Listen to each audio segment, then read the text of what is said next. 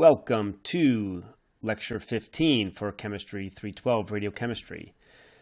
This lecture is on the chemistry of americium and curium, and it's in two parts. The readings for the lecture on americium curium are the chapter on americium chemistry from the chemistry of the actinides and transactinides, and the curium chapter from the same compendium.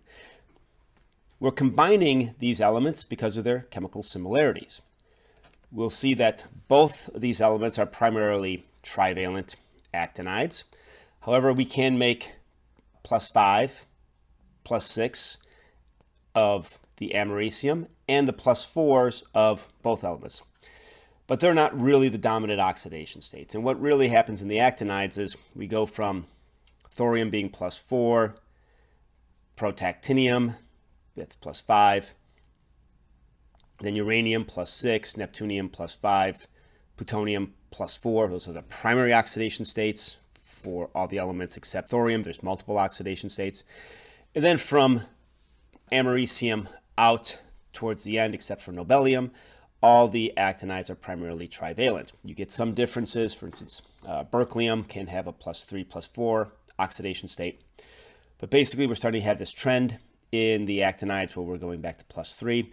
And this trivalent oxidation state is also similar to the lanthanides. So one thing in the nuclear fuel cycle, we'll describe this in our separation section, where the separation of americium and curium from the trivalent lanthanides is an area of interest.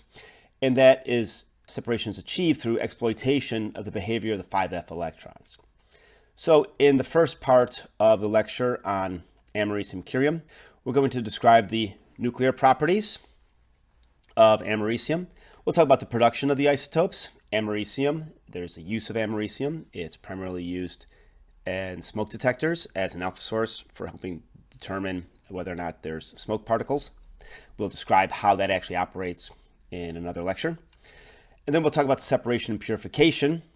We'll talk about the metallic state in part 2.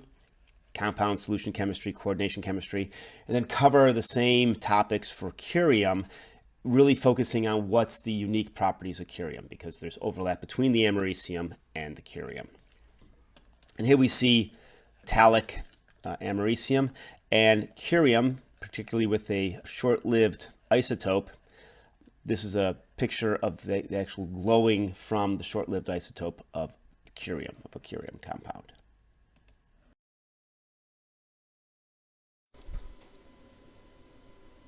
We'll start off discussing americium. So here's some information on the production of americium isotopes. As we can see here, isotopes go from 232 to 247, where a number of the lighter isotopes are made from accelerator-based reactions, and then common isotopes such as 241 and 243 from multiple neutron capture. In this case, the buildup from plutonium-239 to 241. 241 will beta decay to americium-241. As we've already alluded to, the 241 and 243 are the main isotopes of interest related to the chemistry of these elements. They have long half-lives. They can be produced in suitable quantities.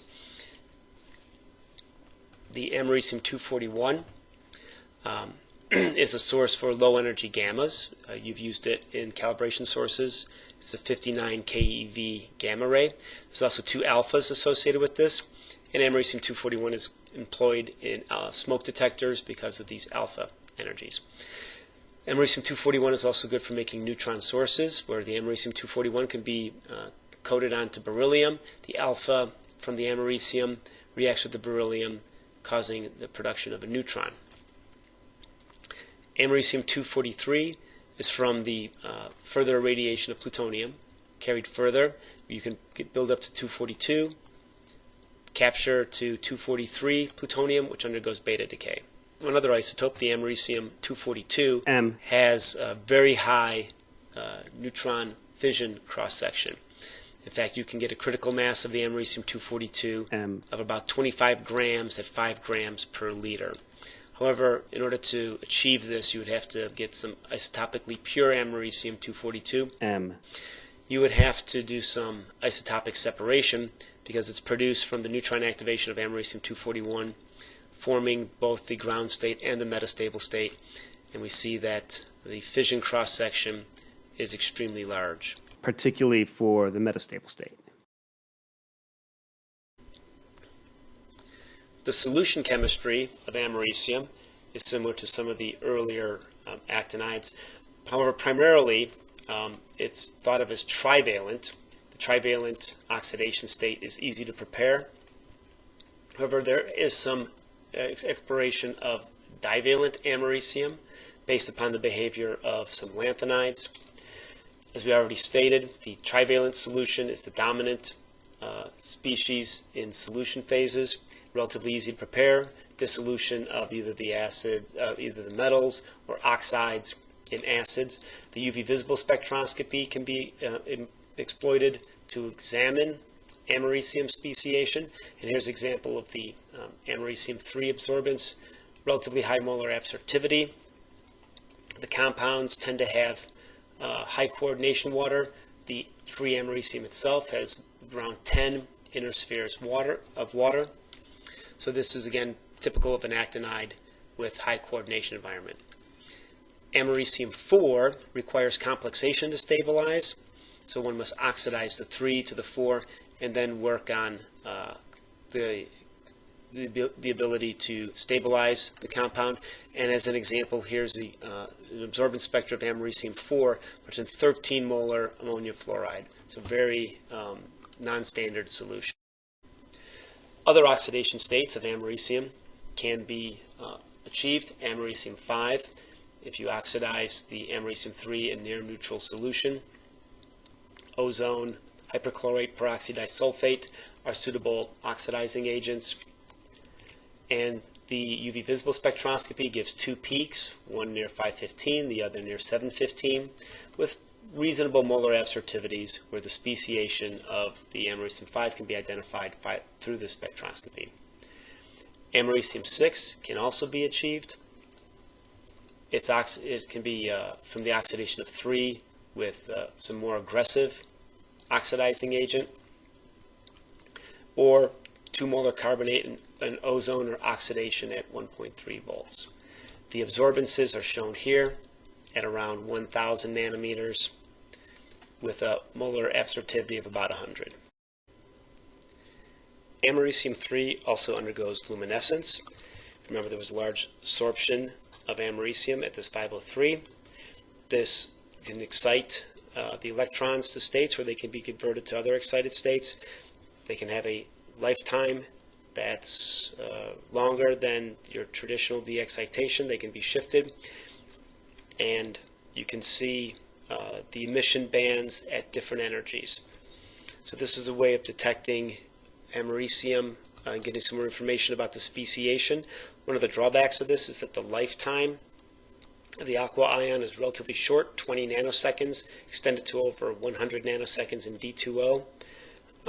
This is much shorter than what was observed for curium, and much shorter still than what's observed for uranium.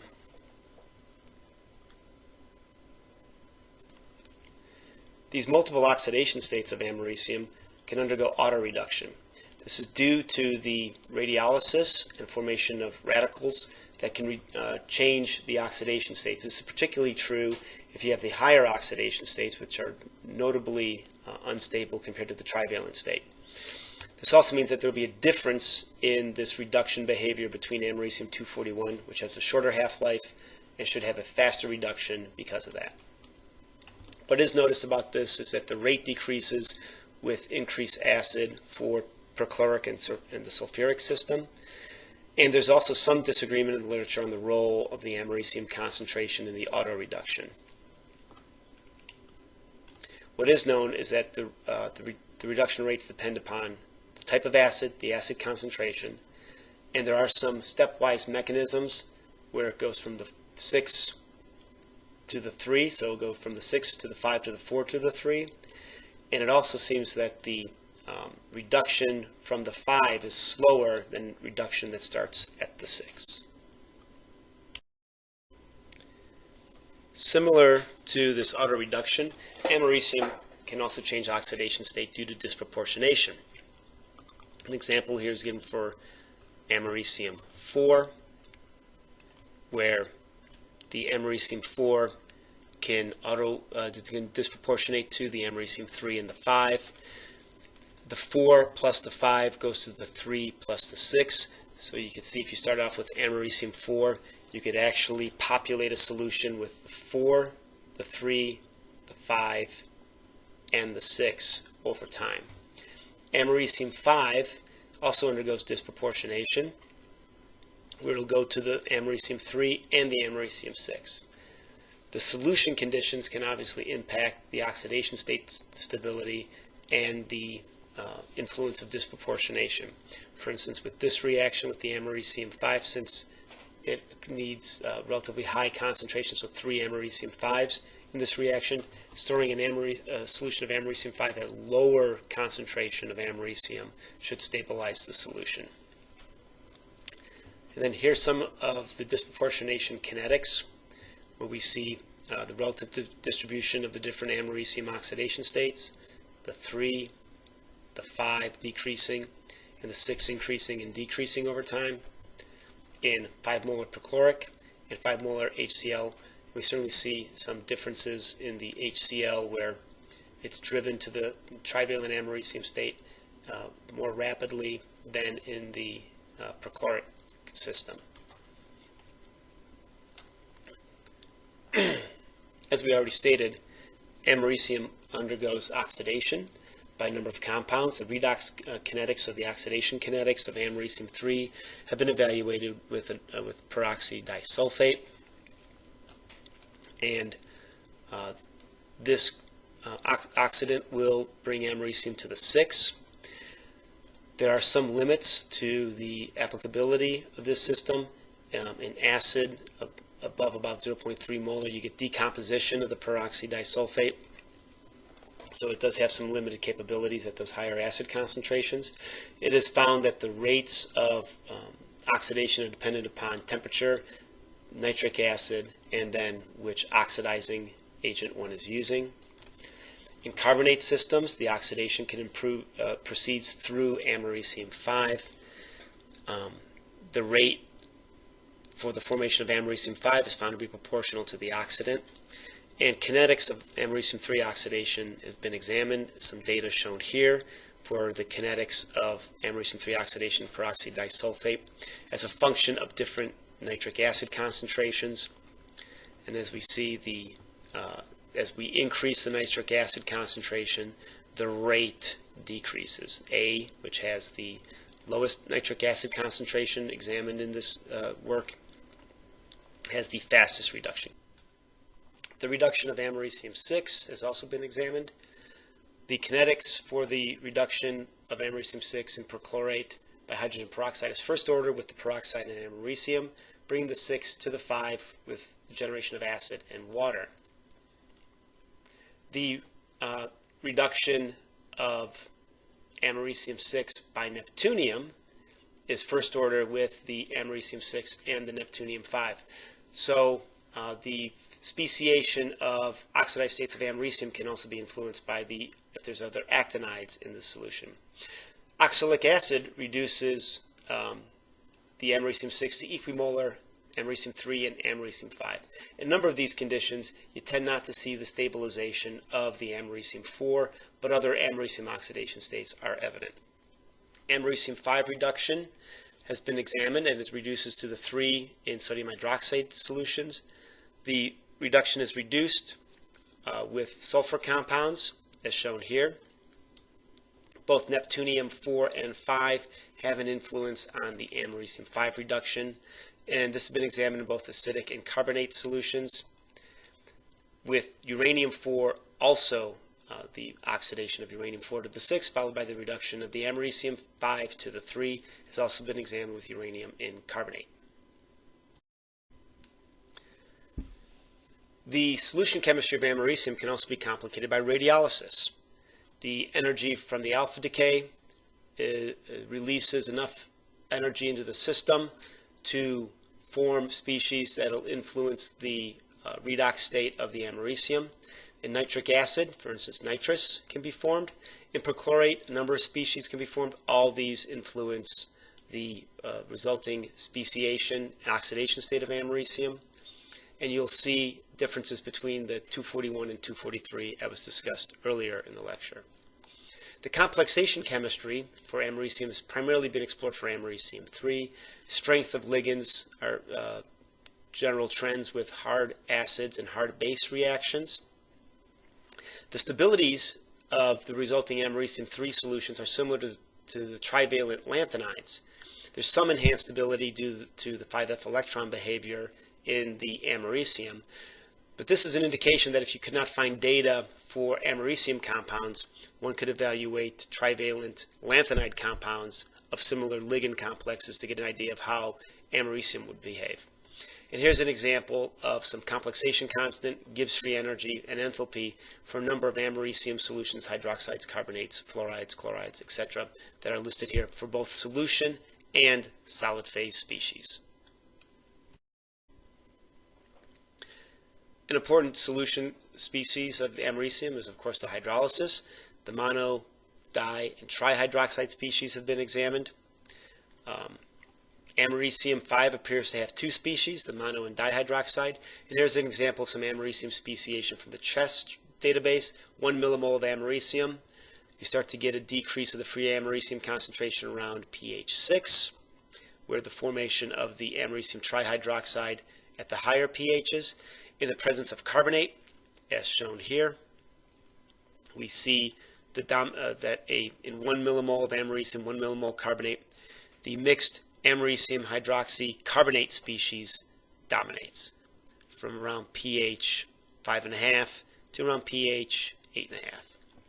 These carbonate species were examined by spectroscopy, and these mixed species, as demonstrated, can be very important dominant species. Americium-4 carbonates have also been examined with the pentacarbonate species complexation constant evaluated, and the solubility of americium-5 carbonates have also been evaluated. The complexation of americium-3 with organic ligands have been evaluated.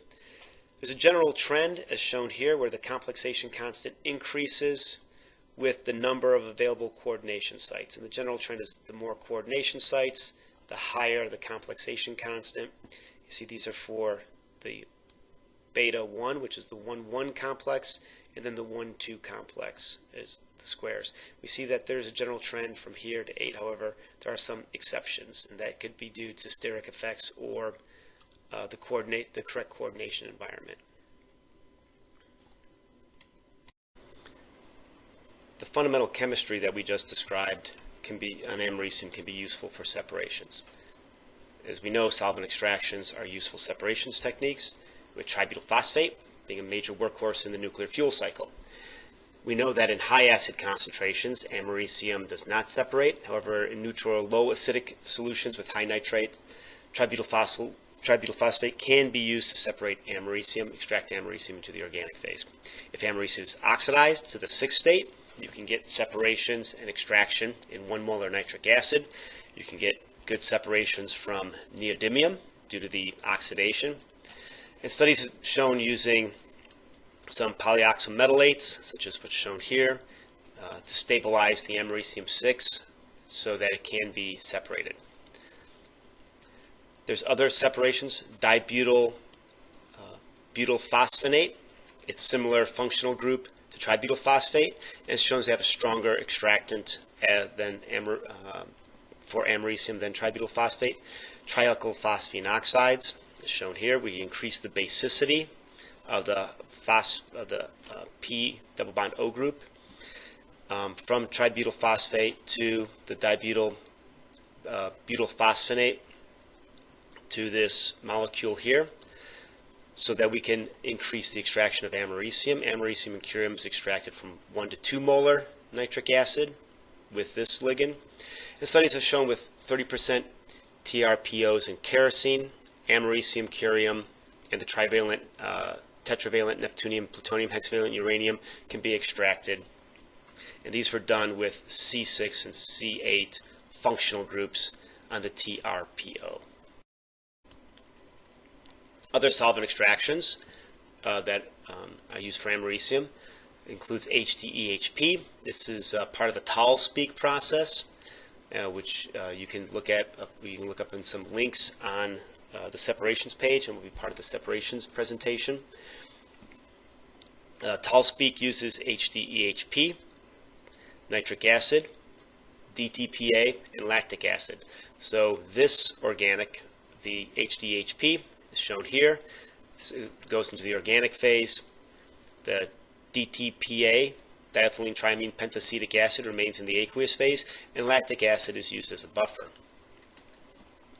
CMPO has also been used, the ligand shown here, and this is part of the Truex process, which is used for fission product extractions.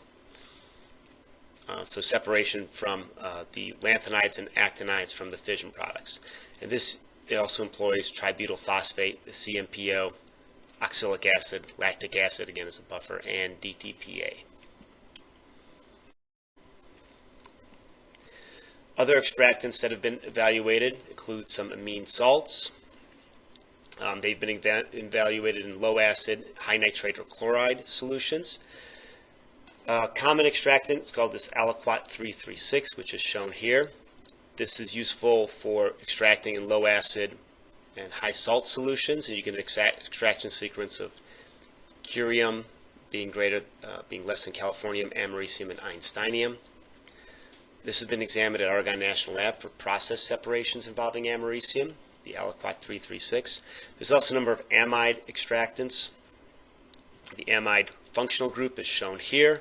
This is the basis of a process that's been evaluated in Europe called the Diamex process, where this malitamide has been used as part of the Diamex process, and in 3 to 4 molar nitric acids, now we're at higher acid concentrations, you get a selective extraction of americium over neodymium.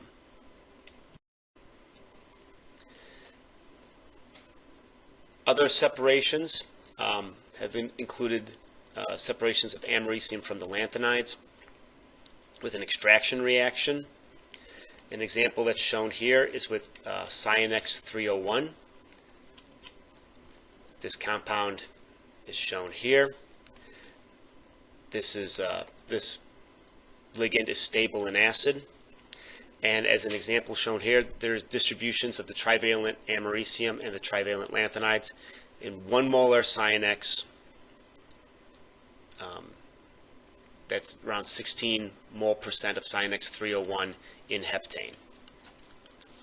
So you can use this ligand to achieve selective separations, and it's driven by the soft donor properties of these ligands. Irradiation studies have also been performed with phosphorus compounds, and extractions start to become problematic at relatively high doses.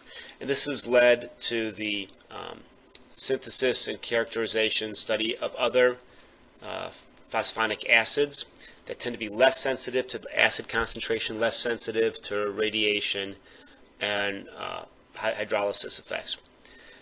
However, most of these ligands operate with synergistic extractions, so you tend to have more than one ligand in the solvent system. So, for example, these diphosphonic acids will work with tributyl phosphate, trioctyl phosphine oxide, or tributyl phosphine oxide.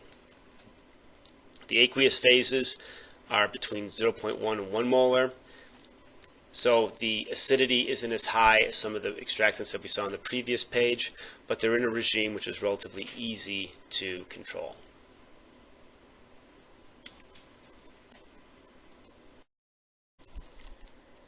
Separation of americium and curium has been examined with ion exchange, and much of this exploits the fact that lithium chloride has shown to separate the actinides from the lanthanides. As shown here, here's an example of 10 molar lithium chloride separation. Distribution coefficients on Dowex resin, we see that the lanthanides have a very low distribution coefficients and the actinides a much higher distribution coefficient. So ion exchange has been used in 2 tracer type levels, one using a displacement complexing chromatography. It involves a 2 ligand system, 2 metals that act as competing cations. You use the slight differences in the complexation between americium and curium to achieve a separation. This method is somewhat cumbersome and complex, can be used on a small scale, but not particularly suitable to large-scale separations. Another route for separating americium, curium, and lanthanides is to sorb the material to a cation exchange resin at pH 2. And separation of curium from americium was achieved by using a relatively weak phosphonic acid solution, this ethylene diamine tetramethylphosphonic acid, at pH 3.4 in 0.1 molar sodium nitrate. And he achieved a separation factor of 1.4. Not a particularly high separation factor, but one that could be used to achieve a separation if enough effort is put into the system. Large-scale gram quantity separation of americium curium has been performed using cation and anion exchange, and it's using ligands such as alpha-hydroxy isobutyrate, which we showed was used in the discovery of these elements to separate the lanthanides, and they also are useful in separating the actinides. DTPA can also be used as an organic ligand in this case, where the metal ions are sorbed to the resin and selectively removed with the acids. The eluent can be varied using a gradient of methanol and nitric acid. Best separations were achieved under high pressure. Separation factors can be as great as 400, much larger than the separation factor as we previously discussed. And the use of high pressure increases the theoretical plates of the system, enhancing the separation. Extraction chromatography is also performed with americium. One can think of extraction chromatography as combining solvent extraction and ion exchange, where there's a mobile liquid phase, generally the aqueous phase, and a stationary liquid phase, generally represented as the organic. So for the americium work, you can apply studies that were performed with the organic ligands such as HDEHP, CMPO, aliquot 336, and these are the basis of ichrome resins. There are some limitations in the solution depending upon what sort of ligands you have. These are mainly based upon the fact that these ligands will coordinate strongly with the metal ion, preventing interaction with the resin. There is another resin from ichrome which uses ethylhexylmethane diphosphonic acid on an inert support, and this extracts trivalent, tetravalent, and hexavalent actinides. In fact, this resin binds those metal ions so strongly that there's a need to remove the organics from the support in order to liberate the metal ions from the column. There's also variations of support. The ichrome resins are just hydrophobic interactions which keep the resins on the column. One can also covalently bond molecules to silica, and then some of these sites that it can be covalently bonded, you can coat the particles with ferromagnetic make them have ferromagnetic properties. So after separation, you can use a magnetic field to separate the resins. You pull out the resins from the solution, thereby separating out any extracted americium. Other aqueous separation processes for americium include precipitation. This is driven by the formation of insoluble americium species, everywhere from trivalent to the pentavalent americium, here shown as the carbonate. Particularly this species, where americium can be oxidized to the +5, where curium cannot be oxidized, is a route for separating americium from curium. Americium can also be separated from the lanthanides by oxalate precipitation, where particularly the use of dimethyl oxalate as a route for this selective method of precipitation to achieve 50% lanthanide rejection, with only 4% americium rejection. So in this case, the precipitate winds up being enriched in the americium. Other routes for precipitation include americium-6 and the precipitation of curium-3.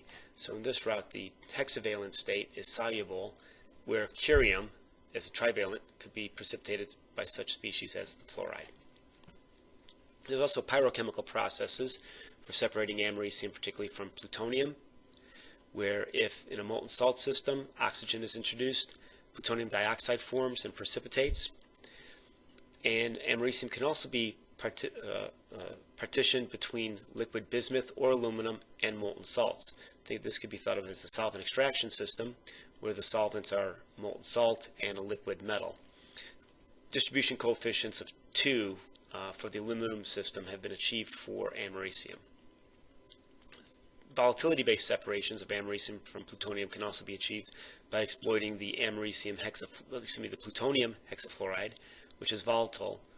So the formation of this fluoride species in a fluoride salt. So you start with the tetrafluoride of plutonium, bring it to the hexafluoride state, and achieve separation from americium by the volatilization of the plutonium species. This concludes part 1 of the lecture on americium and curium. The nuclear properties, production of americium isotopes, and separation and purification of americium was covered.